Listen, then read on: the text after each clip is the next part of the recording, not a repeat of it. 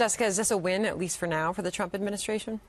It's certainly not a terrible thing. I mean, I really believe that the Supreme Court said here, we are going to be hearing these arguments, and let's just leave everything as it is until that point.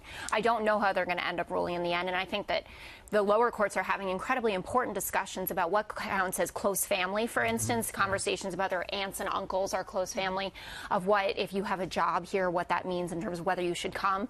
And the lower courts have also brought up things like, why are there certain countries not on this list? I know that they got the list in the beginning from the Obama administration, but there's a reason the Obama administration didn't move forward with are not them. on the list is because they do a better job at understanding who's in their country that may be a problem, and they share that information with us. I mean, when you talk about places like Syria or Yemen, they have no idea who's there. They have no idea who's doing what.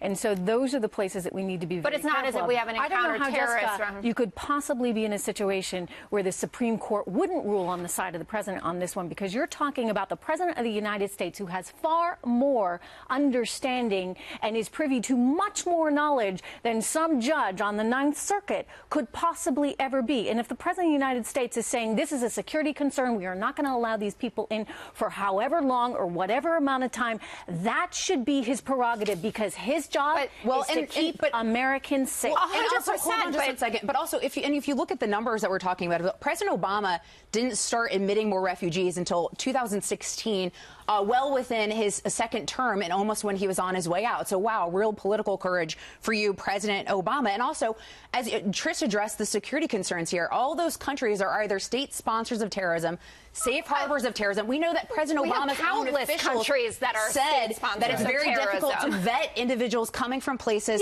like Syria. And Jeff Sessions had said a little bit prior, not too long ago, that there's 300 refugees that are involved in FBI investigations in regard to terrorism. So, of course, we should be looking at these countries, and it's up to the president. And Democrats have acknowledged that, but I would add, we haven't had, I agree with you, of course the president should have the safety of Americans as his #1 priority, but we also have a president right now who called for the total shutdown of Muslims entering the United States.